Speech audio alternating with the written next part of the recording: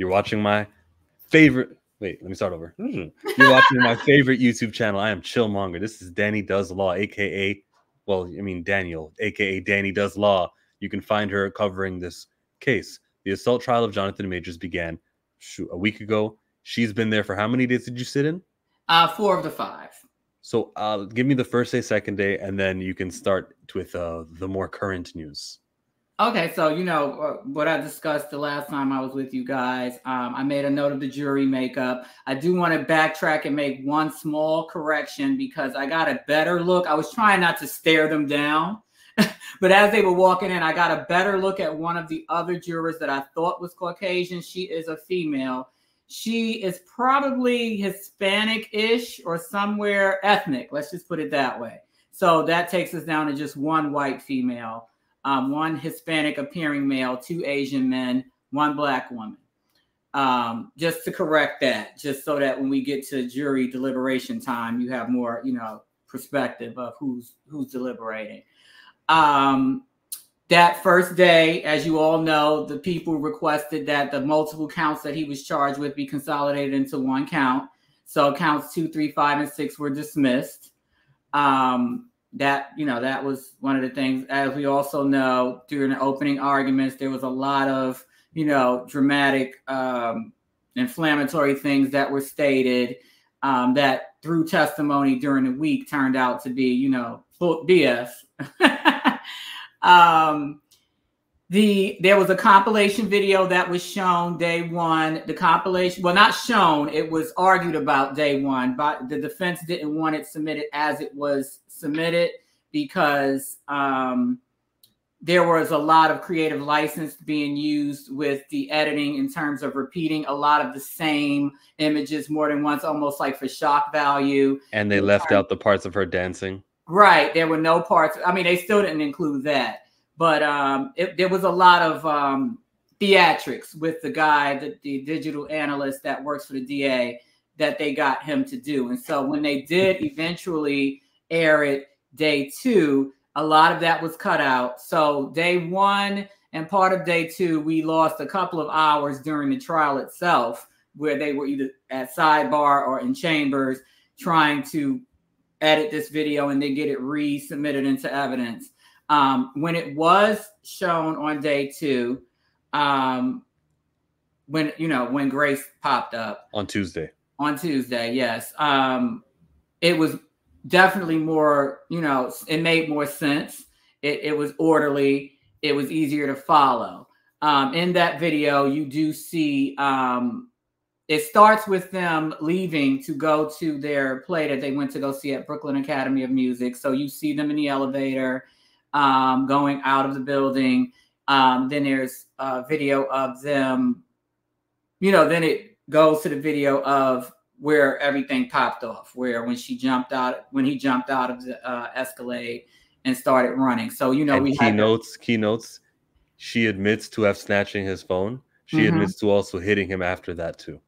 Exactly. And so context is very important. I don't know, I appreciate the follows and the retweets and everything else. I'm not here for that, honestly. I've been doing this legal analysis thing for over 10 years. I just haven't really been focusing on it because I'm doing other things. But this particular case has always been something that has pulled at me because I guess with the current political climate that we're in and just everything that goes on in the United States in terms of Black men or men of color or any type of ethnicity that's deemed threatening to the American, the mainstream American standard. It's just overdone lately, and I took on this particular case because I'm in full disclosure. I'm a fan of Jonathan Majors, not a fanatic. Yep. I'm not Beyonce or, a Barbie level fan, but because I'm a fan of his work and because he's been 99.9% unproblematic, just the fact that they're trying so hard. And then I think what really got it for me was that he was going full speed all of March. And like the last 6 days of March, all hell breaks loose. So to me, it's almost feeling like it was by design. And I'll go into that later. I feel like, and I'm hoping that in the next couple of days, there is some evidence that comes out to that effect. But in my mind, I'm feeling as though, and again, cheating is not, that's a character issue. So we're not going to sit here and act like cheating is something to applaud. No, but we're not. It's definitely not an arrestable offense. We're also arrestable offenses and what the DA is trying to do. This is all, none of us really believe the justice system is just. They told us that they lack prosecutorial merit for arresting Stephanie, but in her testimony, she admits to criminal mischief, which is one of the charges that the police had against her that the DA won't be pressing. Right. And actually during one of the, during the cross-examination, and of course, all of this stuff was objected to and sustained. But at the end of the day, you still hear it. It's still put out there. And that's why I appreciated Priya's strategy, because she was rapid fire throwing things at her and 90% of it got objected and sustained. But we heard it. And that was the point. The point was to get it heard.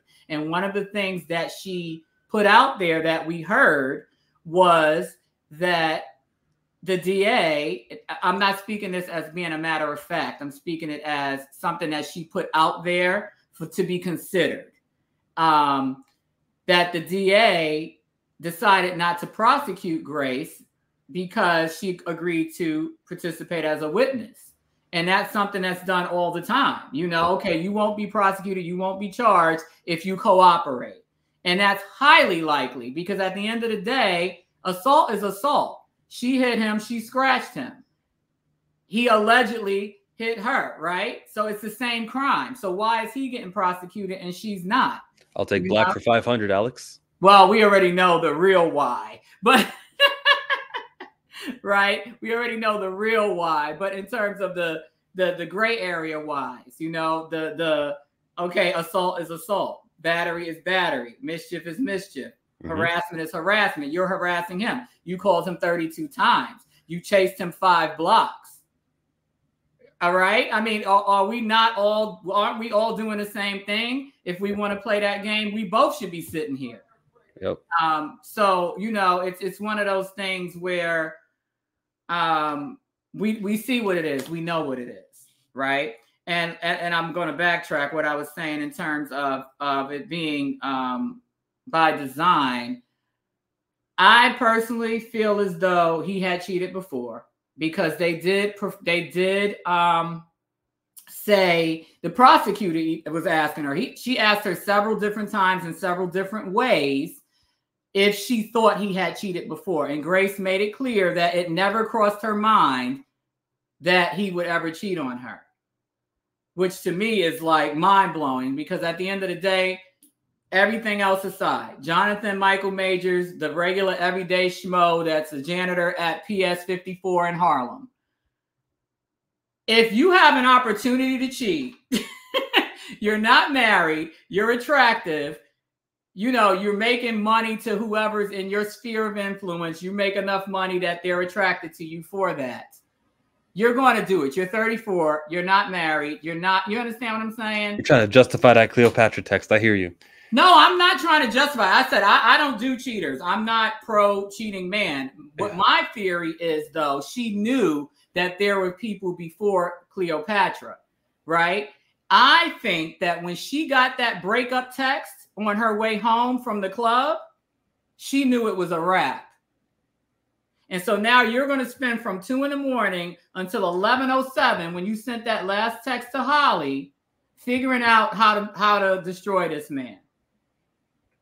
She didn't anticipate. Is that what it feels like? Is that from your analysis, from your viewership of this entire testimony? Well, not the entire one, but the parts you sat in. That's what you got. That's what I'm getting, and from being a woman.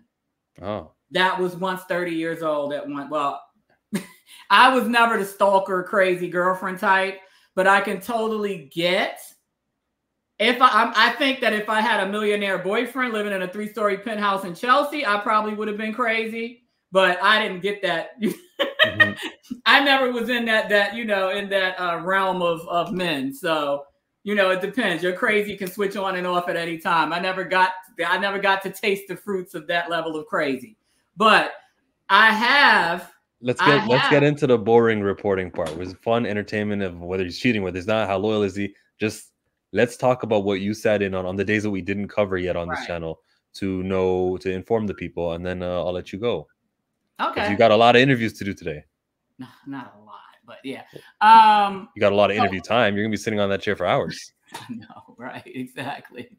All right, so we are at day 1. So day 2 was when we spoke to the digital analyst for the DA, evidence analyst for the DA's office. He basically explained, well, the defense pushed him a lot in terms of explaining what metadata was and what geo-tracking is, just to establish future evidence that gets put into place where they can tie in dates, times, locations. He explained all that. He explained, how he went about doing the edits and a lot of, boring stuff.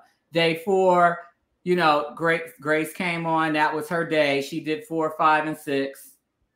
Days 4, 5, and part of 6, because that yesterday would have been 6, and she was only on the stand for about maybe 15 minutes before they completely let her go and spoke to her friend Holly. So we all know the summary in terms of Grace's testimony. It was a lot of crying. The vast majority of her entire testimony on her first day was a lot of that background information testimony that could not be used as evidence, that was not to be considered to establish his propensity for or predisposition for the crime that they are charging him with now. I still don't understand that. I've been, dealing in the area of law for at least 20 years, and I don't know, maybe it's because I haven't lived in New York in a long time, but I don't really know how you can present evidence without presenting evidence, because they're still hearing it. Yeah. And if you hear it, human nature is always going to prevail over what judge instructions are. If it was an iffy and we didn't know whether or not she hit him in the car, whether or not she snatched the phone, and all we had was, well, he's got this history, then they could maybe use it and as evidence. But I still think her coming up front and telling them all that she initiated contact, the video of her getting out the car also while he's getting her back in the car, and then she's popping back up, which alludes to her not being in pain, and popping back up and chasing after him. I think we're good. I think that I'm not worried for the ramifications of what we all got to hear, which isn't evidence, but it's evidence. Right. It's evidence by proxy, I guess. I have no idea. But just the fact that she snatched his phone is enough to establish that she was the aggressor, right? So anything that happens after that point is in response to the initial aggressive act. No, you do not beat somebody to a pulp because they snatch your phone. Right. But the point is, if you're touching me, you're touching my belongings, yanking them out of my hand, that if I decided at that point to call 911, I would be well within my rights, right? Because not only did you touch me, which constitutes some level of assault or battery, you stole something from me that does not belong to you, and you would not give it back. Yeah. So even if the altercation stopped at that point, she was in the wrong, right? So again, it was a lot of that backdated stuff from 2022, stuff that could not be considered, but was trying to plant the seed that he's abusive, he's manipulative, he's narcissistic, he's suicidal. That's pretty much the seeds that were trying to be planted, or that were planted with the jury, so that they could use for background information. I really don't know how that's going to play with them. I'm hoping that even though they can't verbalize it in the deliberations, that they're not thinking about it when they're making their decision. Because if that's the case, then it's going to be problematic. It's going to be extremely problematic for the defense. Again, we saw a lot of different videos. That's pretty much what the whole first day of her testimony was, videos, and her explaining what her state of mind was, what her demeanor was, whether or not she felt pain. Every time she was asked, in every imaginable possible way she was asked, she kept saying, I don't know, or I wasn't focused on that. I was more focused on finding out who this girl was that he was texting, and or all the adrenaline and the shock. That those were her only answers for whenever they asked about her being in pain. Which is because she was trained by her family of attorneys. Right. And she wouldn't answer yes or no questions directly, knowing the effects of her nor Holly, though. So that's what's weird. I'm not, I don't know British culture. I don't know if that's something that, in their, education system, they're taught to do in terms of when you're asked a question to feel like you have to flesh it out or explain it. Because I can't say that it's specific to people that are lawyers or legal professionals. But Holly, the same thing. The majority of her testimony had to be objected to because she kept elaborating on things instead of just answering yes or no. So my theory is that since they knew that the driver, they knew they were going to do this tactic where they say, hey, listen, we need an Urdu translator to help with this. And it just happens to be Friday. We're not going to have enough time to get another translator. So let's just sit on the whole weekend without that driver's testimony. Let's have 2 days, 48 hours of you not listening to the actual chauffeur driver who was the only witness there when this alleged assault took place. When this happened, that guy who's about to say Jonathan did nothing, he didn't even raise his finger, he calls her a psycho girl. That guy needs to not be in your memory banks for as long as possible. So that's why both Haley and Steph were giving their long answers because they knew that was the game plan always. Oh, definitely. Because the thing is, you've known about this guy since at least March. So you didn't know he needed an Urdu translator. And he didn't need an Urdu translator. He could communicate perfectly fine. Yeah. That's his job, his driving. You don't need a master class of English just to say she fights him. She attacked him. If you know the word for punch, if you know the word for left turn, if you you're good. He called her psycho girl. You got a grasp of the English language. He knows English, right? To use that kind of slang. Because who from wherever he's from knows that we call American crazy girl psycho. That's not something in every language's vernacular to just call people psycho. That's an American colloquialism, right? Right. All that talk radio is listed. Right. So he knows enough American vernacular to know to call her psycho girl. And so this was at the end of the day. That was kind of the last thing we heard. That was before the police officer. So he came on, but the jury wasn't there. They brought him in right after recess before they brought the jury back in. And they were like, well, let's just put him on a stand just to let him know that we're going to have to get him a translator. But what I found weird, and this is why what you're saying seems to be ringing true, is because they already knew they weren't going to let him testify, because every witness that came up on that stand, Judge Gaffey said, when I say object, I'm paraphrasing, when I say object, stop talking. When I say overruled, you keep talking. When I say sustained, you stop talking. I'm paraphrasing, but that's pretty much. That's how Judge Gaffey treated everyone. That's how he treated how he treated everyone that came on the stand. White, American, non-American. That's what he did. This guy, do you know what objection means? Do you know what it means when I say sustained? Do you? And then the guy's like, I don't know. I don't know. Why would he know what that word means? I don't think they go over that in the American citizenship classes. Because you have to know certain things in order to get your citizenship. So he said, do you know objection? Do you know sustained? He asked. Right. It was literally a vocabulary quiz, like as if you're in, ELA class and they're quizzing you on vocabulary. And he looked really confused. He started stumbling a little bit. One of the words he tried to define, but he just was like, I don't know. But you could tell he was trying to figure it out.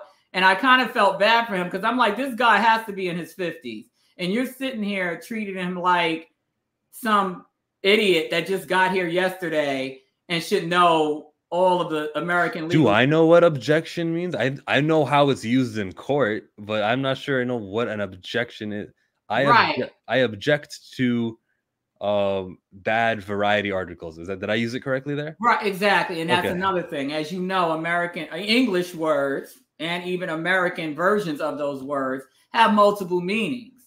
So he might know objection outside of a legal standpoint, but he might not know it in the context of the courtroom. God, if you're talking and then ADA Kelly Galloway over there says objection, you're going to stop because she said objection. That's not that difficult to understand. Right. And he could have literally done the same thing with this guy. But in a way, outside of my own, being annoyed at the clear bias of the fact that we had a Middle Eastern guy come up and the judge didn't even try to explain to him what the word meant.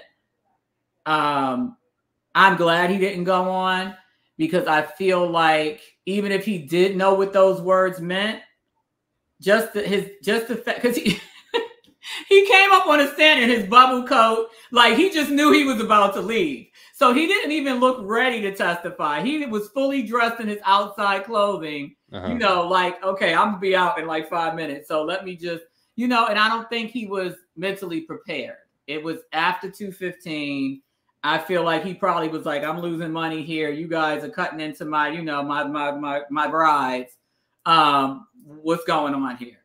So I'm glad he didn't, because I feel like they would have just hammered him and he would have been stumbling over his words and might have said something. But now he's going in, mixes in. He knows that the judge is against him. He understands who's who, and I think he'll have he'll have a more favorable testimony. I think. That's and having a translator, he'll be clear in what it is that they're asking him. But also having the translator, doesn't that mean that they'll ask questions to the translator, he'll answer in Urdu, and then they'll translate it back? It's not going to hit hard. When the jury hears, the jury wants to know, did she hit him? And then he'll say yes. Instead, it'll be like, no. I mean, maybe by then they'll understand what the Urdu word for yes is, actually. Maybe. Right. Maybe. And I feel like I don't think that it'll be verbatim. I feel like, because he speaks English. Yeah. So I feel like if it's something that he's not clear on, he might use the translator for. You know what I mean? I hope so. He had an accent, but he spoke good English. Like, I think he can say yes or no, or she hit him. And if he gets confused, he can maybe look at the translator and say, okay, they might ask the questions in Urdu, but I feel like he can answer them in English. They better ask it both in English and Urdu. Yeah, they should, just for the record. But I feel like he will understand. I mean, he can answer it once they tell it to him in the exact translation. It's really important to me that he says she took his phone. He did not hurt her, and I want that in English. And then they can do both, but just definitely give it to me in English for the jury to understand. And then that should be the case. We kind of skipped to the end. He was the last witness. He was the next. He's not as important. I want to talk about Hallie, and then I want to talk about the cop. Yes. I don't even know how we got to the Urdu guy. Because it mattered a lot to me.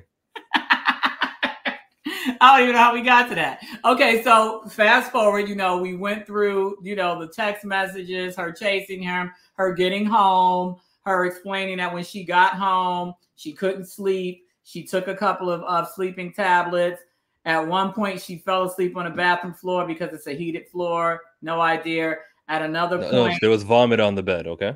Right. There's vomit on the bed. I don't know how or when that happened. I think she was chronologically, she got into the bed. She felt sick. She went into the bathroom, finished the job, went to sleep on the bathroom floor because it was a heated floor. That day, and I'm going to maintain this and I'm going to use it as my go-to phrase. She weaponized the police the next morning. Because in her words, she felt like they should break up. There was a text to that extent. When he would not answer her text messages, she said, "Goodbye, Jonathan." He responded back, "Did you leave the keys? Goodbye, Grace." That was the finality of their relationship. That's when she knew it was officially done. But she was still texting her friend Haley even 13 minutes before Jonathan even arrived inside the suite, right? Right. Which allows us to imagine she's faking being unconscious. Exactly, and that's what the defense sought to catch her up in the first day of her testimony. When she was rapid fire questioning her, she asked her about those texts. A lot of it was objected to, of course, but again, we heard it. She asked her about those texts. She was asking her about the timeline because she kept pressing on, okay, you got home at this time, you were found at this time, but then all these WhatsApp messages are showing all these phone calls that were taking place all the way up until 13 minutes before Jonathan came home. She kept driving at her about, so you did not hear Jonathan come in the house. You did not hear Jonathan knocking on the bathroom door. You did not notice that Jonathan checked your pulse, touched you, tried to wake you up. She says she didn't notice any of that. None of that registered in her psyche.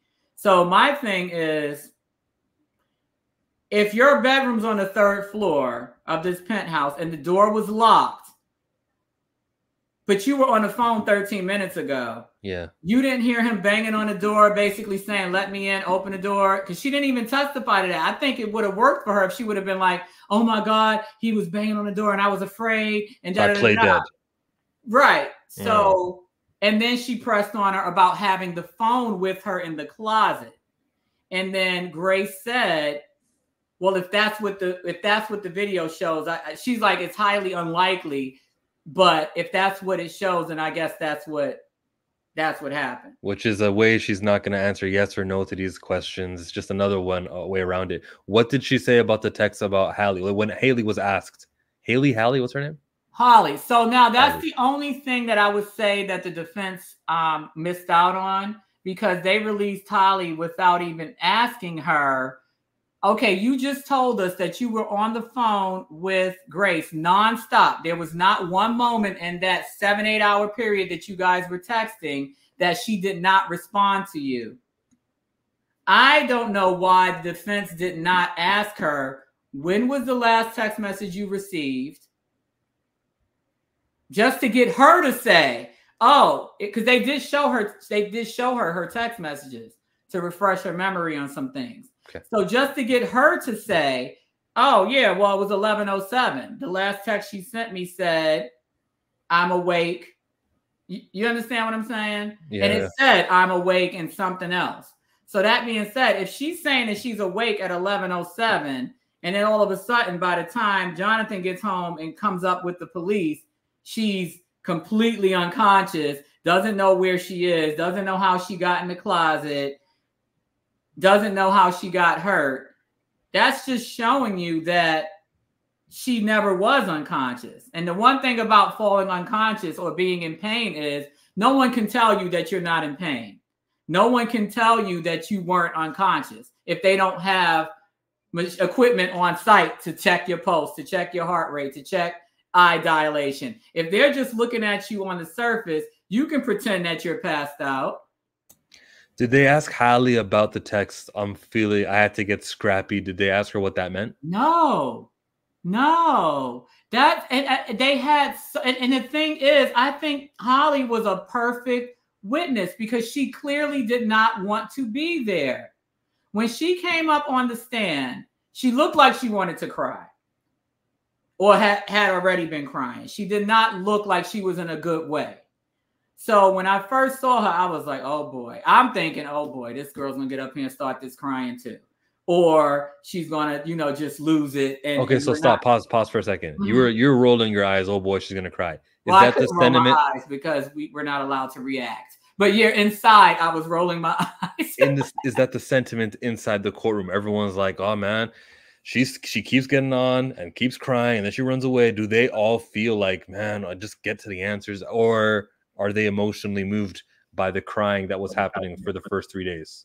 I cannot speak for the day that I was not there. Yeah. I'm very curious to know that answer myself because from what I understand, it was amplified. It was times 10, like almost every other question she ran off. And then at one point she was begging for them not to show the closet video.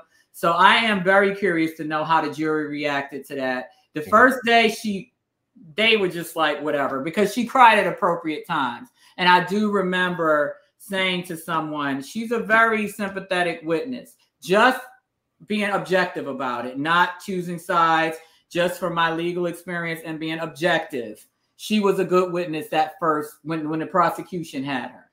She was perfect.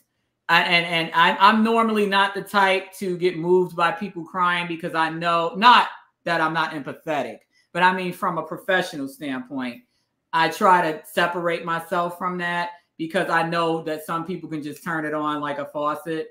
But I did find... And Hallie wasn't a person who turned it on like a faucet. Holly was very She didn't cry, but like I said, I thought she was, just because of the way when she got on the scan, she looked really sad.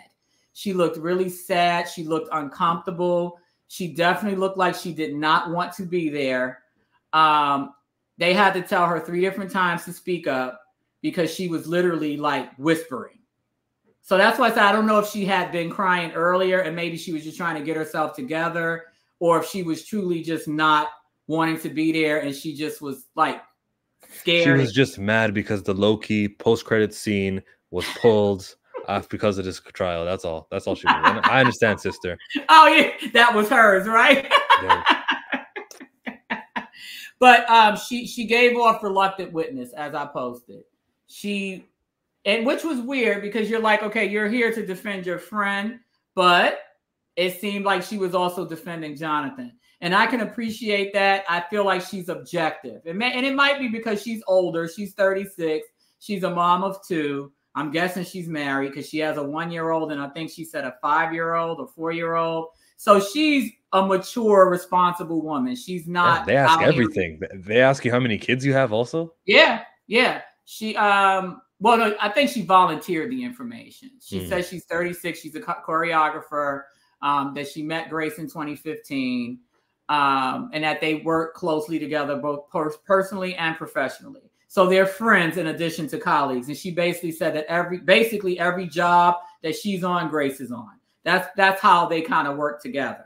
Just about every job she's on, Grace is on. So they're always together in one. And I actually went on her Instagram page yesterday, and there are a good number of pictures of her and Grace and working together. What's the first question that was asked? Because wait, the prosecutors got her first, right?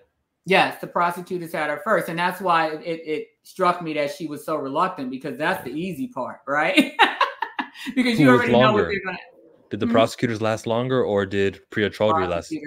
Well, no, it was a little even. It was pretty even. So she was gone quick though. She was gone in about 30, 45 minutes. All right. So probably about 50-50, maybe 60-40. They were pretty even in terms of how long they took with her. So she testified that she met Jonathan 2.5 years ago while she was pregnant with her youngest child. And she described him as very sweet and very charming. Nice. She said that he and Grace were very in love, finishing each other's sentences. When asked if she knew anything about, I'm paraphrasing, but when asked questions that were centered around abuse or, things that had to do with what Grace was accusing him of, she could not answer any of those questions. There were questions about, well, did you notice that Grace stopped hanging out more or stopped, she made it clear that her and Grace have a separate friendship from the friendship Grace has with her other friends. So she always saw Grace regardless of what allegedly was going on. She said the only thing that she noticed was that Grace would stay home more and wouldn't work as much. But that doesn't mean anything, because at that point he was making more money and they had got that big fancy house, and hell, I wouldn't work anymore either. I'd be like, well, shit, I'm good. I'm not hustling out here. I'll see you when I see you, Holly. You know what I mean? Yeah. I'll take this job. I don't need this job because I'm not hard for money anymore, right? And then like she and Grace testified, they were planning to get married, have kids. So when you hear that kind of talk from somebody that's doing these A-list movies, who am I to go out and work every day? You know what I mean? So to me, that's what that meant. So it didn't really, and they didn't push it any further than asking her that or taking that answer and just going with it. Because, you can take that any number of ways. Not that she was being abused and that's why she wasn't working as much. So then they fast forward to March 25th and asked about the phone calls that were being made. She made it clear that she ignored most of the phone calls or missed most of the phone calls because she went through her day with her toddler. And she was basically saying that she didn't answer the phone calls because she was trying to keep her kid in a routine. And she, had given the child lunch, was trying to get her down for a nap. So she just kind of ignored the calls. I don't know. Grace might be that friend that you ignore calls because they're exhausting. So I'm like, if I see you call me 10 times, whether my kid needs a nap and a bath or not, I'm probably going to call you back if you're not irritating. But that's just one of my side note, you know. I like that side note. Being a female with irritating friends, you know, some are just draining, and sometimes you really need to mentally prepare to speak to. So it's kind of like, well, let me get this, and this done, then I'll call her back. And that's pretty much what she said, that she had to take care of her baby, make sure she got her down for a nap, then she called her back. So she said the first call happened at midday London time, which corroborates what Grace said, that she called her about 7 a.m. When she saw, once she got settled down and saw the call, what time the call came in, and she converted it to Eastern time, she said that it flagged to her that something wasn't right. And then she did answer her. And she said they were on and off the phone. She said I'm quoting, on and off the phone to Gracie for hours and hours and hours, multiple hours. Wow. She said that was that one sentence, with a pause in between. When asked, she said she never observed Gracie like that before, crying, upset, like that. She said she's never. So to me, again, that's a defense witness, because if this is your first time hearing her act like that, then that would say that she never had any issues with Jonathan that required her to act like she was acting, right? True. Okay, and this is your best friend, or you're her best friend. Well, it could be because this is the first time they broke up. Right. But then, to your point, that's telling me that this is why you're doing this. Because if him beating on you wasn't enough to break up or get hysterical, you're going to get like this just because he finally cut the cord, then that's making you look a little suspect. He was aggressive to you prior, right? All those of the whole 2-year relationship, right? But this is the one that got you flustered. The time where he runs away from you and you chase after him. That's the moment, right? Him breaking up with you was the straw that broke the camel's back. Not everything else that you claim he did over the last. Well, it wasn't exactly 2 years, because the defense did clarify that they were not together 2 years. It was more like 18 months or so. I mean, neither here nor there, but she said that there were a lot of hours being on the phone. Holly says she spoke to her constantly with gaps of 20 to 30 minutes over 4 to 5 hours. She said there never came a time when Grace stopped responding to her texts and calls. So, weren't you unconscious? Right? So what was she doing? I think he's knocking on the door. Actually, the defense did bring that up in cross-examination. She said that there was a text that she sent to Holly saying that she thought that Jonathan tripped over a suitcase when he was coming in. And she asked, "So how would you know that?" And she said that let me go back and find it, because that's a clear ass lie. Why was Jonathan was her tripping over a suitcase? You texted this, but when he finds you, you're out of it. That's suspicious. Right. And so how did you know that? You know what I mean? How did you know that he tripped over a suitcase? And let me see, where was it? There was something else that she said in the text that indicated that she knew he was in the house. Basically, she knew that he was in the house. And that's good, because the jury can see her performing even then. So they're probably she's probably performing to the jury now. Right. It was a question about the EMT.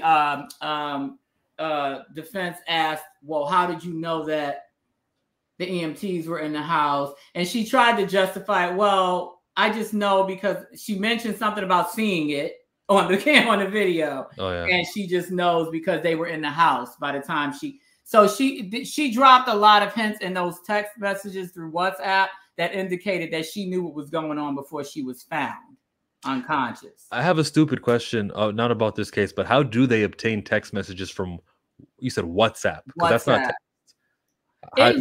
It looked based on the papers that I could see.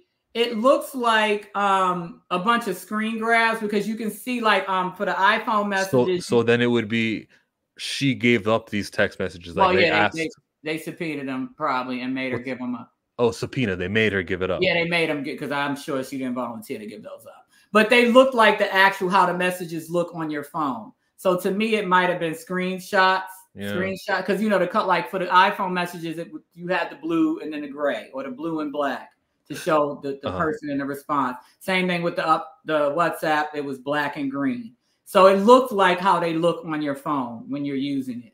So those were screenshots. There were other text messages that were not in screenshot format that looked like they might have been downloaded and then turned into what they should have looked like. I got my answer. You said subpoenaed. I get it. Okay. Yeah. So where we're at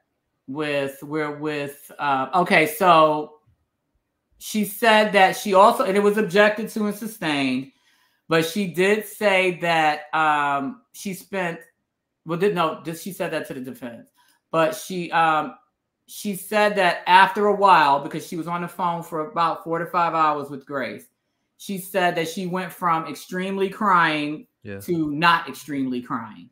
And then she had a little bit more get up and go, meaning by the time they ended the conversation, she was more motivated, I guess, to do what Holly had been telling her to do.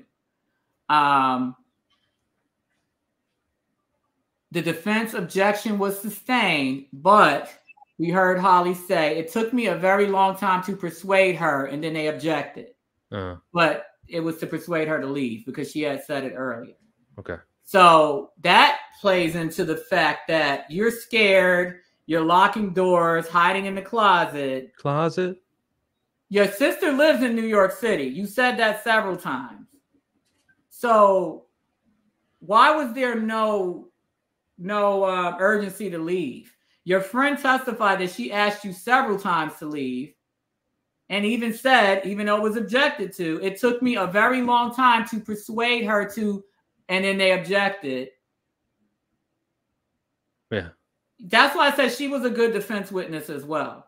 Because when Priya got to her, first thing she asked was, did your flights and your hotel and your per diem food meal thing get paid for by the DA? She said yes. She asked if she but that's everything Priya Chaudhry is doing is against the DA. We don't care about this little itty bitty case. We're more focused on the district attorney and every corrupt thing that they've been doing since Adam Foss and since before that. She confirmed that she was aware of Grace's drinking. If memory serves, that was objected to, but again, we heard it, so I'm writing it down. She confirms with some attempt at explaining, because like I said, she's a lot like Grace. So I don't know if Grace's parents and sister got with her too and told her how to answer questions, but she does it a lot like Grace does it. And a lot of her answers were objected to. She confirms, but tries to explain. And then they were like non-responsive because she wasn't responsive. She wasn't answering the question. She was answering, but then qualifying it. On June 16, 2023, she confirmed that when she spoke to the DA, that she said that Grace was not making much sense when she was communicating with her over that 4 or 5 hours, that she was half asleep at times because she did take the sleeping tablets, that she was hysterical, that she didn't know exactly how it happened. These are direct quotes. And that Jabari said that she was really scrappy with Jonathan. Now, if you look up the word scrappy, do you want me to define the word scrappy? Define the word scrappy. Scrappy, because I had to look it up because I was like, scrappy, does that mean belligerent? And there, in British lingo, does it mean, because I was like, that could mean anything. That could just mean that she was yapping like a chihuahua. I don't know what scrappy means. You know what I mean? So let me look it up for you because I did look it up yesterday. And I just want to get you the exact definition. You're gonna get the dog from Scooby-Doo. Yeah, because I'm thinking like because again, American, I don't know if Canadians have different, slang, but in America, if you say somebody's scrappy, that's like they're feisty, yippy, like a chihuahua, like they're not, not violent, they're just irritating. You know what I mean? So I guess when she says she's scrappy, and then I remember what she said the first day where she testified, I did put hands on him. I'm like, I guess that's why, because you knew this text would come out later on. And so you had to make it seem like you're not lying about how violent you were, how physical you were, because you were going to say scrappy later on. But she plays a lot of semantics games too, because she would not admit that she ran after him, despite us all seeing her running at full speed. She kept saying, I was following him. I was walking toward him. But Bria was like, no, you were running. Yeah. She would not use the word run. So I feel like she likes to wordplay a lot. But the jury sees that dishonesty. They're going to read it as we saw it though. Yeah. This is not, we saw you running full speed. So scrappy means it means quarrelsome. See, I know it to mean quarrelsome, like an argumentative type of person that's yapping. But it also means having an aggressive and determined spirit. All right. It was the aggressive for me. Yeah. And I know in America, we also say that if somebody says that you're scrapping, that means like fighting. Yeah. So, there were different ways that I took it. So that's why I had to look it up just to make sure I wasn't reaching. But it was the correct definition. So she basically admitted to being aggressive and being the aggressor. So then at cross-examination, like I said, they, the drinking, the defense passed her back to the people after she said she was really scrappy. So she tells the prosecutor when she's clarifying because the judge would not allow her to elaborate on those quotes.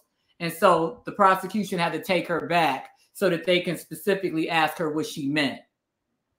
Because she was non-responsive by trying to elaborate on the quotes. So in order to be responsive, the prosecution had to take her back, ask her what she meant by not making much sense, fell asleep at the time, hysterical, didn't know how it happened. So she said that she meant, and again, put it to the defense's side, she meant that her conversation was non-linear, meaning that it was just all over the place. It wasn't just occurring consistently and, chronologically. And she said that it didn't always have a structure a normal conversation would have, and that it was all over the place. And then no further questions from either side. And next was the cop. The cop. So we went to lunch, recess. Like I said, came back with the driver that would not be testifying that on Friday. And then they called Officer Brendan Swain, who was the responding officer before he called, the backups that came and the paramedics and everybody else. We read over his name when we were doing that first live stream together. Mm-hmm. And this isn't a live stream, so it was our only live stream together. Yeah. Okay. Oh, so you're good. So you're editing it good because you know me. I didn't want to edit because we're like 48 minutes uninterrupted. Do you want me to edit the parts you said? Oh, no. I didn't know if you want to edit out stuff where I was just talking extra and you didn't need the information. But I don't want to do that to you. I feel like for the sake of like truth and honesty, we're just gonna play the whole thing. Or my theory of the cheating and her, realizing that once he was one and done with her, that she was just going to destroy him because we're keeping it all in there. Lifestyle, nobody can. So he has 7 years of experience. All this stuff was already reported by mainstream media outlets, but I'm going to go over it again just to let you know that I'm saying the same things. I'm just not going to ignore the stuff that they ignored. Mm-hmm. 7 years experience. He works for the 10th precinct in Manhattan. He did explain what streets and avenues that covered. You guys don't care about that because you don't live in Manhattan. And I don't either, even though I have lived in Manhattan. He's a domestic violence prevention officer. He's a responding officer, but that's his specific area of expertise. Okay. He was not responding that day as a domestic violence prevention officer. It just so happened that he responded to the call, but that was not why he responded to the call, just to be clear. Mm-hmm. He has no formal training, meaning there is no training that happens within the NYPD for that position. It's like you just, I guess, promoted to that position and you just learn the job from whoever did it before you. Which is why cities need to have a fourth option when you hit 911, police, fire, and police, fire, and ambulance, right? There's the Right. 3 you're supposed to get. But how about a fourth one for a mental health crisis, where someone who's got the training, who knows not to reach for the most deadliest weapon that they have there, Exactly. and goes to school to learn about people's behaviors, and they could be paid less than cops are because right, it would because save they're the city not money. Yeah. right. And then that's the thing too. And I think that's why they asked if he was trained, because when you're dealing with things like domestic violence, you should be trained, because Yeah, there's a they lot should of be trained, because, and especially psychosocial. when he pops up in the home and he's like, you know, I could sense domestic violence energy coming from the girl over there. That's Right. you were not trained for that. Don't do that. Right. Calm down. Relax. Exactly. Officer Swain. What's his first name? Brendan. Bren. I don't know why I'm asking. Like, I don't give people fake names on this channel. Brendan Swain. Okay. I call him Officer Omission because he just omitted so much information that it's like, what was the point of you even showing up? But he was trained by the previous holder of his position. So meaning he has no formal training on like psychology, sociology, you know, in the context of police work. No training on de-escalation, no training on discernment, how to discern an actual domestic violence situation versus just somebody shitting around, you know, trying to get somebody in trouble. You know what I mean? And I feel like that should be an actual training, not that you just took the job from somebody else and they just told you, okay, this is what you do, and then go do it. Yeah. He testified that he has made about 35 to 40 domestic violence arrests to date, and that he has responded to hundreds, maybe thousands. I don't know how we got from hundreds to thousands, but that's his math. Hundreds, maybe thousands of domestic violence calls. 100 versus 1,000 is significantly different, yes, but we'll go with it. So now we get to March 25th. The address of the property is 252 7th Avenue. If you want to look it up for your own, I'm positive he doesn't still live there. But if you want to look it up for your own enrichment, they do have the floor plan of a very similar floor plan of the home, just for your own information, so you can see how, if the body cam footage is ever released, you can see the relationship to where everything was located, where Jonathan was located in relationship to the closet, the bathroom, that sort of thing. It's helpful because it gives you a better idea of, okay, I did post the floor plan in the comments. We're good. Just get back to the test of. All right. I'm just trying to, you know, give y'all some, you know, context here. But they got the address. They can go search it if they want. Yeah, but they have like 100 floor plans. So he said that. So you see in the video. Well, they didn't show the video yet, but he said that he identified Jonathan in the courtroom first and foremost. When the defense tried to object to it, I'm not 100% why they were objecting to him identifying Jonathan, but he did identify him as black suit, tie, and black jacket. When I heard black, I was like, is he? When he first said black, I was like, well, it's obviously he's black. But he said black suit, tie, and black jacket. That was the way he identified him. He said he responded to the call at 11 a.m. as he was a few blocks away, and that it took no more than 5 minutes to get there. He testified that he met Jonathan in the lobby of the building. He testified that they asked him, and he testified that he watched the video again yesterday morning before trial, which is important because he pretended like he didn't know a lot, even though you just watched the video before you got here. When the defense got to him, he didn't remember hardly anything that happened in the video. And you didn't just watch it before. You also were been watching it because you knew this was coming.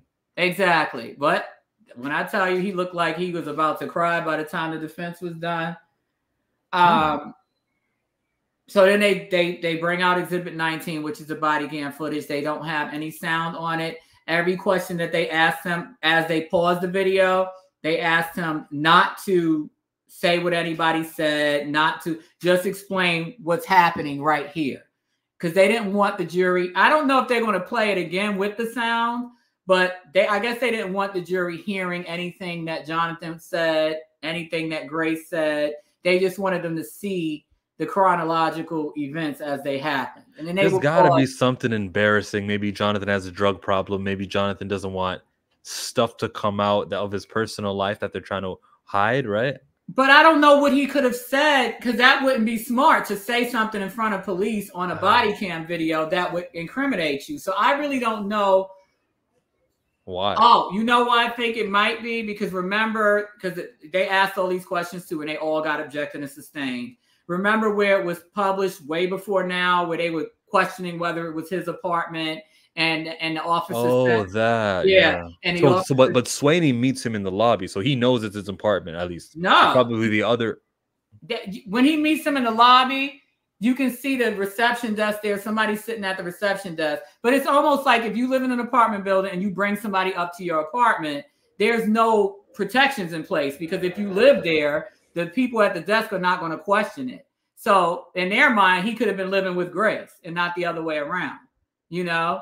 So to protect the cops themselves and their questioning, and they removed the audio. Yeah, is that fair? That should not be allowed. That's not even right. Right, because he also said in the video, and again, it was objected and sustained, but he said that if I punch you or hit you, I'm not going to break my finger.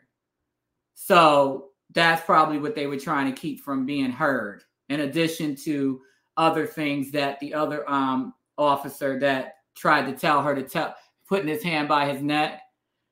That officer, I think a lot of that was probably being heard in the background, and they didn't want the jury to hear that. So they play Exhibit 19. You see Jonathan on his cell phone meeting the officers. Because remember, this is Swain's body cam. So you don't see Swain. Oh, it's funny because they did ask him, "Are you in the video?" He goes, "Yeah, I'm in the video." They're like, "You're in your own body cam video?" He's like, "Well, no, but I'm in the video." No, I get it. I'm not mad at him for that. That makes sense. Yeah. So it was funny because I'm like, yeah, dude, you can't be in it. You're filming it. But if he says yeah, it's because he's part of the whole thing. So he's you can see his hand in some frames. Yeah, he's in hand, but you don't, obviously you can't see him. So we're looking through his chest at this point. So you see Jonathan on his cell phone meeting the officer. So I don't know who he's talking to. Maybe that's why they blanked it out too, because he was clearly having a conversation. Okay. Then you see them on the because they keep skipping through. So he was talking to his friend Priya. They already said that. Priya S. Okay. All right. Yeah. That you mean during the body cam or after the altercation in the SUV? Because he did call her then too. I thought he called her first before he even called 911. Okay, that's possible. I missed that because again, So you see them on the elevator. You see Jonathan gesturing. The phone is still in his hand, so I don't know if it's on speakerphone, but he's holding it almost like he's still having a conversation, like on speakerphone. He's gesturing, nothing out of the ordinary. Just talks with his hands. So now we fast forward. They're inside the penthouse. You see Jonathan run up the flight of stairs going to the 3rd floor bedroom. Okay. They pass a middle floor and then they get up to the top. They all enter the bedroom. To the right, it walked toward the bathroom. So the bathroom's here. It's an open bathroom with no door on it. And right immediately to the right is the closet. It's a walk-in closet with a closet system in it, shelves, drawers, that type of thing, racks to hang your clothes. Damn, you're detailed. It's a closet, so it's got some shelves. It's got some clothes. Yeah, no, it's important because it tells you where she was laying. So in the back of the closet, if you walk in the closet and look straight to the back of the closet, there's drawers and shelves. You see on the floor, her feet are facing the drawers. So her head is facing the entry to the closet. Her feet are facing the drawers and the shelves. She's laying really flat, almost, and that's why I'm feeling like. And 13 minutes ago, she's texting Holly. Right, and she's laying flat, like mannequin flat. Her leg. I don't know if you've ever seen the original Wizard of Oz, but when the house fell on the witch, and you just see the feet like really straight. That's how it looks like. Her feet are up like this, and she's just laying flat, like stiff, like not like how if you faint and you go like this. She's just laying flat, arms straight, legs straight, which was really weird. So Jonathan leaves. He's leading them into the closet. He's standing outside the closet. The cop is standing kind of over her head. Because they did say that she was naked from the waist down, but you could not see that in the video. So I don't know if he was purposely holding his chest up so that you couldn't see that. Because I thought for sure we would have seen that because they walked right in on her at that moment. But you couldn't see. You just could see from like maybe the knee down or the calves down. So they asked him about his state of being. Swain says she was foggy and her speech was a little slow. When they asked him if he noticed any injuries, he said I didn't notice any injuries. So now in the body cam video, you see her laying there, Jonathan's in the doorway. He's still talking and gesturing. And then you see Swain pull Jabari upright. So now she's sitting upright, perpendicular to where she was laying. So he kind of sits her upright and she's turned now against the other shelves, perpendicular to the drawers. So she's propped up. And she has like a blanket over her bottom half. So I guess that's the point that they put the blanket over her. He asked about her disposition, her demeanor, and he says she's a little overwhelmed. She's getting upset. He stated that she said she was sleeping and took a sleeping tablet the night before. The questioning progressed, but it's nothing remarkable. It's just a lot of the housekeeping type questions. But then he eventually says that Jabari whispered to him, saying that she didn't want him, meaning Jonathan, in the room. And she also said, he said at this point, Swain, wanted to make sure he was in a different room. Jonathan was in a different room. So this is weird. He could be lying to us because we don't even have the audio. Exactly. That's so fishy. I'm still on that. Yeah, the audio was pulled, so she whispered to him that I need Jonathan in the room. Okay. But there's no way for us to know that because we can't. And did she ever say in her testimony that's what happened? No, in her testimony, she said that's why I said weaponizing the police, because she said that she just wanted to tell them, help me. Yeah, I remember that. She wanted to tell them, help me. She never said she did say it. Right. She wanted to tell them, help me, and she saw it as an opportunity to get out, finally. But she knew he was a black man and she was afraid of what the police would do. So for the cops to come in here and say something like, yeah, she whispered this, the audio was pulled. There's no way for us to know. We can't confirm. Hey, people watching, you see how the judge, the district attorney, the police system are all on the same team. There's this teamwork happening, and Jonathan's just this private citizen minding his own business. Yep. And now it's a witch hunt, mainly because this is a clout chase for the DA, obviously, because he just worked out. He got 2 high-profile cases in 1 year. Woohoo! But yeah, it's nonsense. So she whispers. Allegedly, according to the cop, whispers, she "I want Jonathan in the other room." So he pulls her in a separate room. Yeah. So he testified that Jabari seemed scared and that he asked her 5 to 10 times what happened. His math is just killing me because he escalates from 0 to 60. 5 and 10 are 2 different numbers, but he said he asked her 5 to 10 times what happened and that she was a little fuzzy in recollecting what happened. At this point in the video, you see Jabari sitting up on the floor with a blanket, right? Like I said. When Swain was asked what the usual protocol is in a situation like what he walked into, he says the bare minimum, there's a domestic incident report that needs to be taken. So out the gate, arresting somebody, accusing somebody is not the the usual process, right?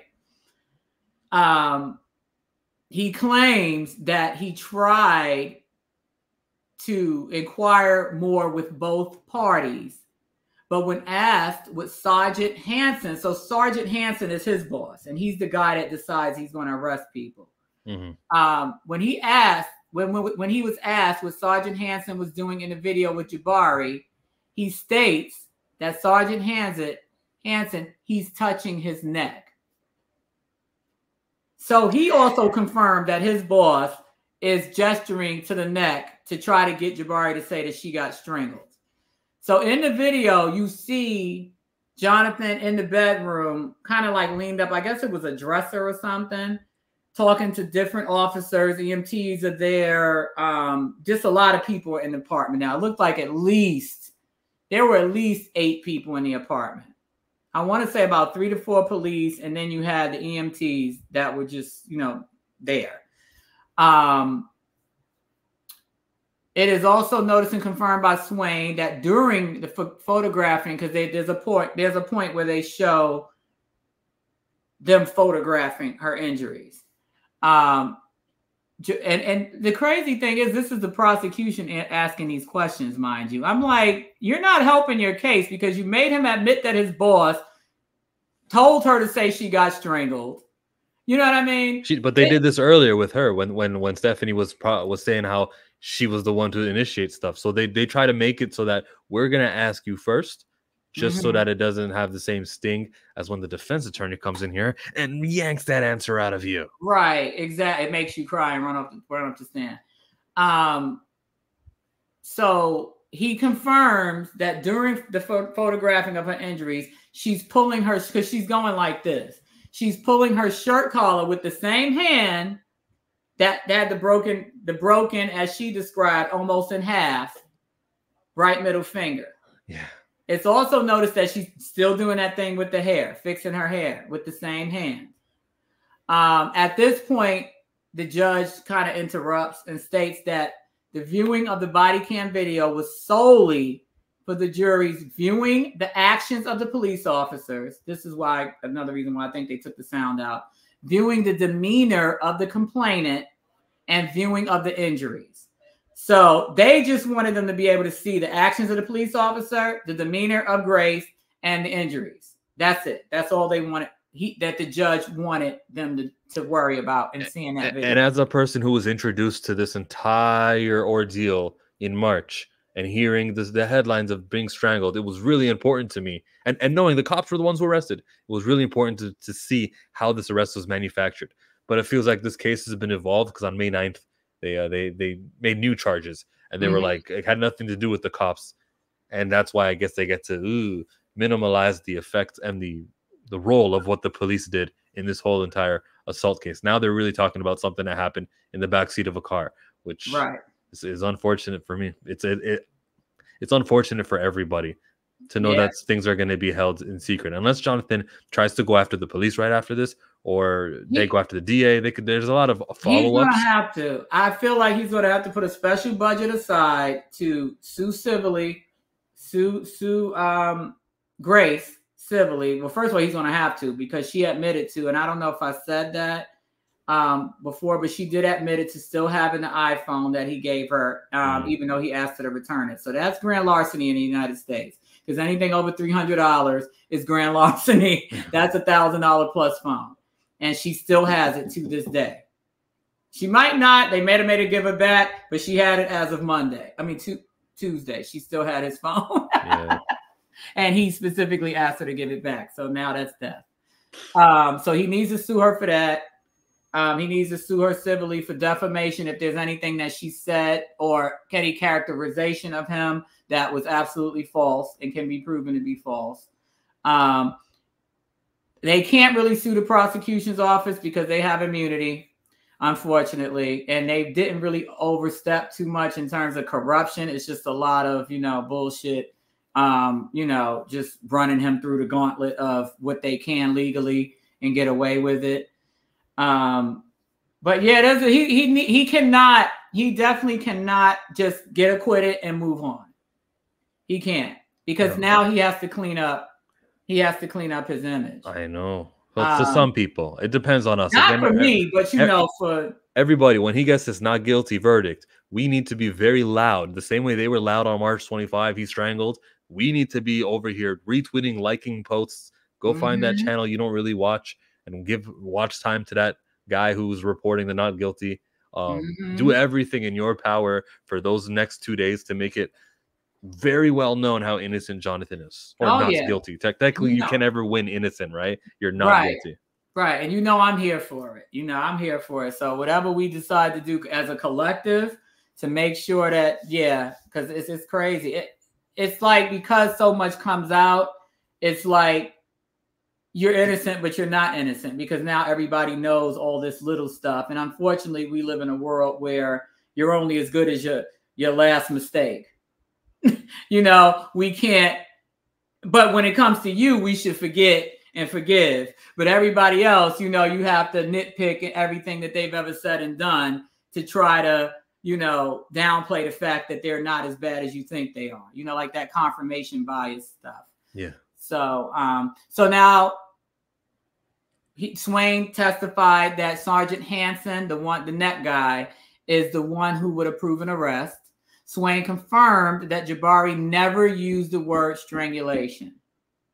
And that speaks to the fact that she told the DA, and she said in her own words on the stand, that she told them to take that out. That's, you know, that was not, that's not dropped. And we saw those text messages also. So you can't fight the text messages we all saw. Right. So, So where that came from, I don't know. Hey, to all of you sleuths who said, she's apologizing for that. She said it wasn't strangulation. That's because she's an abuse victim. Well, coming out of her mouth in court where she's not disoriented over drugs or nothing. She says, I was not strangled. So you're welcome, everybody. And the thing is, you know, I know all about domestic violence, right? From a personal standpoint and from a professional standpoint. And I feel like, I'm sure I'm going to get a lot of flack for this because, you know, the toxic feminists are probably going to come after me. But I feel like we give abuse victims and survivors too much credit for fear. A lot of them are not afraid as much as they are hesitant. There's a difference between fear and hesitation. You understand what I'm saying? But hesitant of what? Hesitant to just say certain things. And Grace even testified to that. She testified that her main thing was not getting him in trouble. It wasn't about her being afraid, because again, if she was afraid, she would have left. You know, she lives in a whole other country. It's not like he can drive up to the Bronx and find her. She could literally, there's immigration protecting you. There's a whole Atlantic Ocean protecting you. There's your lawyer parents protecting you. You understand what I'm saying? And the fact that he's black protecting you, because nobody is going to let a black man come to London and continue to harass you if you really wanted to leave or if you were afraid. And the fact that she did not leave, even though her friend told her to leave, even though everybody else questioned why she didn't leave when she had the opportunity. Even though he texted, did you leave the keys? Okay, goodbye. And then you were still awake. We saw 13 minutes before he came. You were still awake. He texted you that earlier in the night. Right. Even though you testified several times that you had carte blanche over his credit card and you booked your flight to London with that same card. You couldn't go to a hotel. You understand what I'm saying? So that's why I said there's a difference between fear and hesitance. And hesitant, right? Hesitance? Hesitance. Yeah, that's my New York accent. I'm dropping letters. I'm like, am I saying that right? There's a difference between fear and hesitance. And that's my point. And we have to stop using those things interchangeably and stop putting everything in a context of fear, because she clearly was not afraid of this man. You chased him 5 blocks, then you chased him again. Then you invited him in the truck again, tried to get his phone again. Then you called him 32 times. Then you didn't leave his apartment for a full 5 to 6 hours after you were assaulted. That's not fear. That's it's mutual combat in terms of the tit for tat nature of your relationship, but it's not fear. You know what I mean? So that's what I want to qualify that with. Okay, so now we're at cross-examination. You had a question? Is Brendan Swain the only body camera we saw? So far, yes. Okay. I don't know if they're calling any more officers up. What does it matter if we're not going to hear audio? What does it matter? Right. And that's why I'm hoping at some point, I know Priya mentioned yesterday when we adjourned, that she asked that earlier in the week too, and the prosecution still hasn't complied. The doctor, Chang, that's going to testify that the break is the type of break that happens when you hit your hand on something or fall. He's a prosecution witness. And it seems, based on what I heard, that he's not fully cooperative in terms of, well, you have to wait till I'm available type of thing. And I know Priya asked on Monday or Tuesday in front of the judge, can you get the prosecution to get him to call me?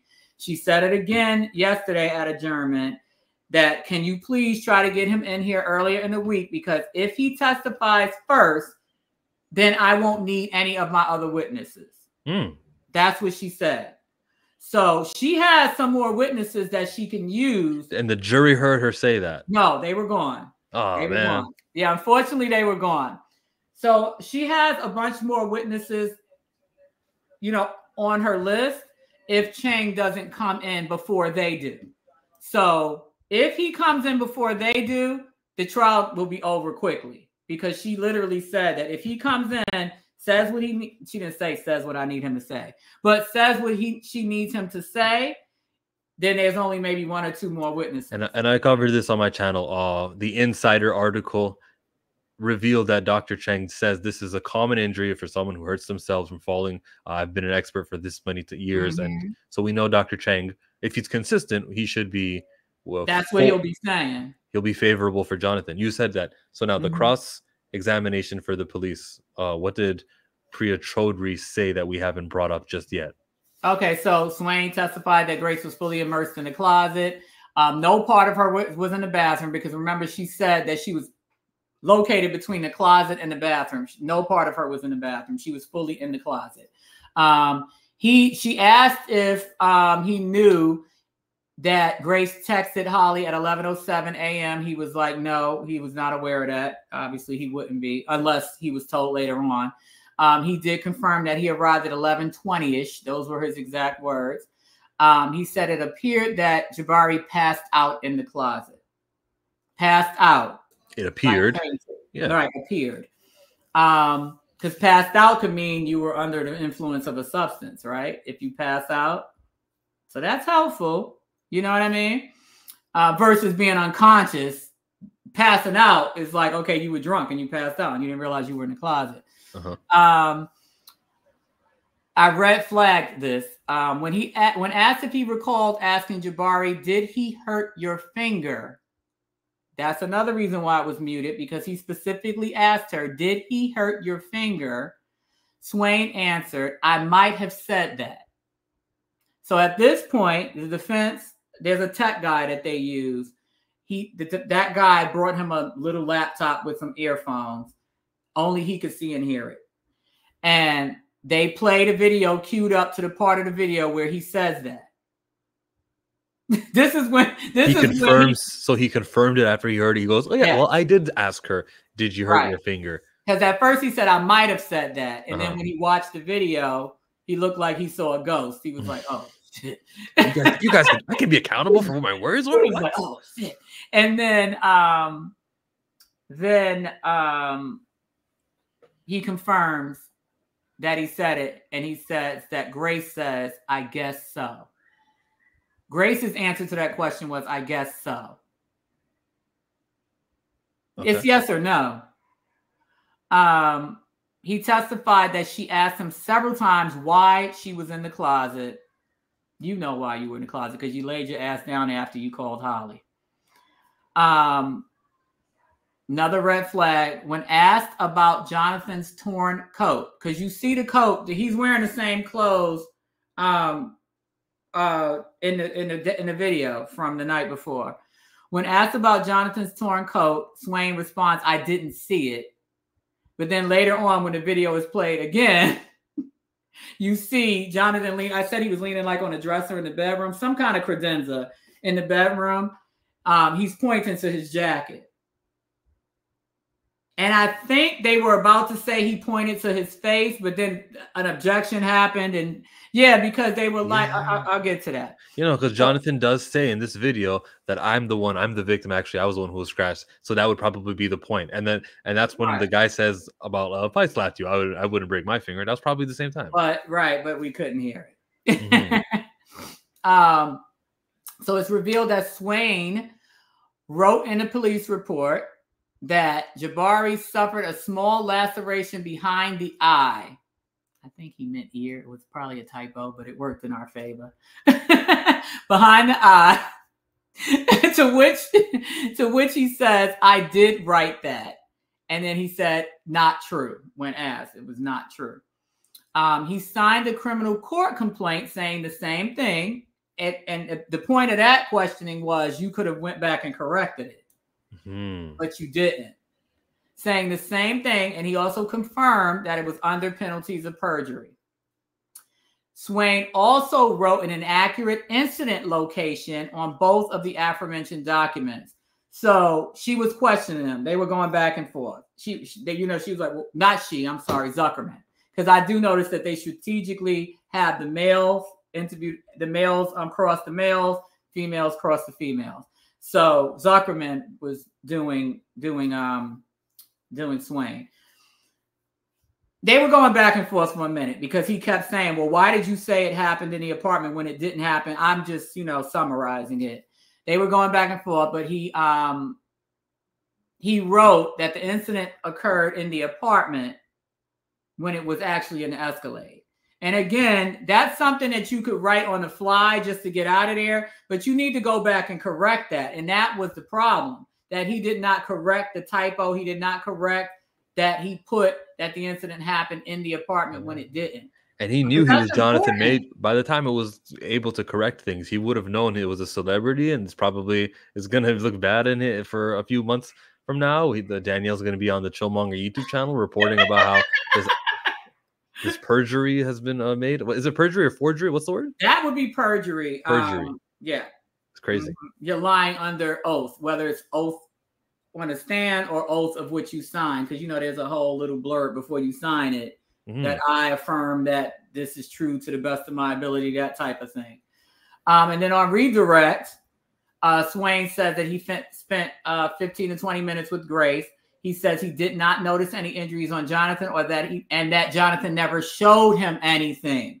But then the body cam footage is replayed, showing Jonathan pointing to his jacket, and then it looked like he was pointing somewhere else, but then they paused it. So I couldn't get, the full, none of us could get what else he was pointing to after that point. But that was it for yesterday. He left the stand.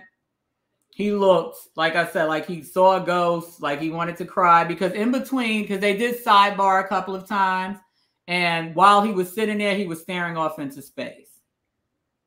Like, what just happened? Like that kind of look. And that happened. They sidebarred at least twice during his testimony. Oh Lord, it's already 4:00. What time did it end at? It ended right at 4:15. We never go past 4:30, but it's always between 4:15 and 4:30 every day when they let the jury leave. And then obviously there's the after party when they stand there saying other stuff for about another 30 to 40 minutes. But it was about 4:15, 4:30 when we adjourned, let the jury out. Yeah. Okay. So that was it. Thank you for your time. You are going to be reporting on this some more. When and where? On tomorrow evening, once I land back in New York and get comfortable. You guys have taken me totally out of my comfort zone, because this is not my thing at all. I don't. But you're the only member of the media reporting. You're not even media. I'm not even the media, thank God, because I would hate for people to be like, oh my gosh, she's breaking the rules. She's not following the rules. What, lying and slanting things? You're taking me out of my comfort zone. So I said, let me go live just to qualify some things, so people don't think that I'm just trying to, clout chase on these different, because I didn't know who you guys were before you DM'd me and asked me to talk to you. And I normally would have said no, but I said, I guess because people respond more to video than they do text, I'll do it just to put a personality behind the tweets. But after this is done, I probably won't say anything else. But I feel like it's a worthwhile cause. And I feel like if we're going to help men of color, I don't know what your background is, but I feel like we're all the same. And if we're going to help men of color fight against this type of stuff, it has to, unfortunately, Jonathan is the martyr for the cause. And we have to push him, and then we can help the everyday small guy. You know what I mean? It sounds like he needs help, honestly, from those text messages that were over-reported about how he was a monster, and I'm going to take all that stuff. I know. I'm glad he said he has a therapist. I'm glad. Yeah. I'm glad. You know what? When she was reading out her text messages, right? Mm-hmm. Did they, because of the thing that happened in London, did they say that, did she ever say and claim that Jonathan hit her, like the head injury that happened? She never said no. And you can find a text message, because somebody that must have been in the courtroom posted it to Reddit, because it's verbatim. I couldn't write them verbatim because the screen was so far away I couldn't see it. And actually, one time I had a reporter that she typed it and I copied what she typed.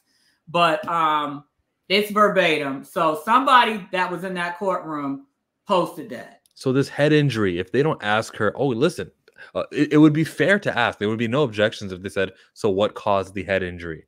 It's possible there's an embarrassing story, and that could be drug related. That could be they were having sex and a head injury happened during that. And that's why Jonathan's like, no, you can't say anything because it'll look bad on me. There could be an embarrassing or what's the other thing? I was rough sex, kinky sex. I don't know. You know, people do things. People do weird things. So if the prosecutor herself, when Kelly Galloway doesn't ask Stephanie, why was your head injured? And she never volunteers that Jonathan hit my head, but she just cries as she's reading the answer, as she's reading her text message. It allows you to fill the gaps, be like, oh, she's crying, which must mean that the head injury was caused by Jonathan. But she never said it. So if she's here to make Jonathan be made out to be some sort of physical, violent, ear lacerating, finger fracturing person, she would have said it. I want to end on that. And I think that's why they redacted a lot of what because literally it might have been a sentence and a half on each text where it was redacted. So and that could have been, where's the vibrator? Did you hide the bong? When I hit my head on the headboard, I got a headache. That's embarrassing. You know, when you had me tied up on the headboard and I've knocked my head up against the mark, you know, that's embarrassing. It could be.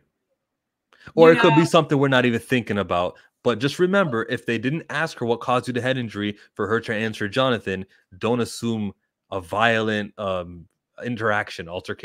Right. It could have been anything. And he could have just been like, well, don't go because you know they're going to think I did something to you, especially if you tell them it was happened during rough sex. Yeah. Like strangulation. Like strangulation. Somebody might have got choked out and they didn't have fun anymore. So now I'm calling 911. You see what I'm saying? Yeah, that sergeant knew what he was talking about then. There's just so many gray areas because we live in a society where anything goes. And the minute somebody's not having fun anymore, it's time to call the police, right? Oh, yeah. You choked me a little too hard. Now I don't want to play anymore. $2 million. You know, so I'm just saying, keep the toxic feminists away from me. But but Danny Does Law on Twitter. Subscribe to Chillmonger because I'm covering it more. This won't be the last time we speak. I anticipate I'll get another kind of like video with you covering the other days that you're going to be following this case and sitting in the gallery. We're out. Sir.